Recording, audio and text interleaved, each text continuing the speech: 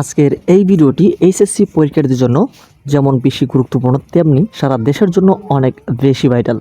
So আজকের এই ভিডিওটি সম্পূর্ণ দেখার চেষ্টা করবে, এমনকি আজকের এই ভিডিওটি সবাই শেয়ার করবে যেন শিক্ষা বোর্ড তথা বিভিন্ন সংস্থার কাছে এই ভিডিওটি খুব দ্রুত পৌঁছাতে পারে। কারণ হচ্ছে দেশের অবস্থা তেমন একটা ভালো নেই, সারা দেশে কিন্তু বৃষ্টিপাত হচ্ছে, অলরেডি কিন্তু বেশ কয়েকটি বিভাগ বন্যায় প্লাবিত হচ্ছে। তোমরা কিন্তু অলরেডি এই স্ক্রিনে দেখতে পাচ্ছ দেশের বেশ কিছু বিভাগের মধ্যে হবিগঞ্জ, সিলেট, সুনামগঞ্জ, নেত্রকোনা, খাগড়াছড়ি, ময়মনসিংহ এই সকল এলাকায় কিন্তু অলরেডি বন্যায় প্লাবিত হয়ে পানিবন্দী হয়েছে অনেক ধরনের মানুষ। বন্যায় এই পানিবন্দী মানুষদের জন্য আশ্রয়স্থান নিশ্চিত করা খুবই জরুরি।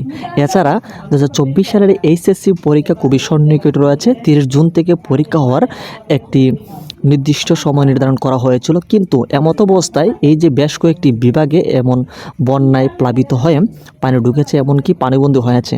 এই মুহূর্তে দেখা গিয়েছে পরীক্ষা নেওয়াটা সম্ভব হবে না শিক্ষা বোর্ডের। বন্যায় এই পানিবন্দী মানুষদের জন্য এখন আশ্রয়স্থান নিশ্চিত করা খুবই জরুরি। তাই তোমরা যেই যেখান থেকে পারো সেই এলাকাগুলোকে একটু দেখার চেষ্টা করো, এমনকি এই ভিডিওটিকে শেয়ার করে সবার কাছে শেয়ার করে দাও যেন এই আপডেটগুলি সবাই পেতে পারে। এছাড়া কয়েকটা দিন পরে কিন্তু এইচএসসি পরীক্ষা হওয়ার একটি আনুষ্ঠানিকতা রয়েছে, অর্থাৎ 30 জুন থেকে। তো সেই পরীক্ষা দেখা গিয়েছে এখন যে অবস্থা রয়েছে, আজকে হচ্ছে 19 তারিখ। তো আর কয়েকটা দিন পরেই পরীক্ষাটা নেওয়ার পরিকল্পনা কিন্তু শিক্ষা বোর্ডের রয়েছে। তবে এই যে পরিস্থিতি, এভাবে সারা দেশে বৃষ্টিপাত এমনকি বন্যা কবলিত এলাকাগুলির কারণে পরীক্ষাগুলো স্থগিত করবে আশা করা যাচ্ছে। তবে এখনো অবধি স্থগিত করা নাই, কারণ হচ্ছে শিক্ষা বোর্ড দেখবে যে বন্যার পানিটা আসলে শুকিয়ে যায় কিনা।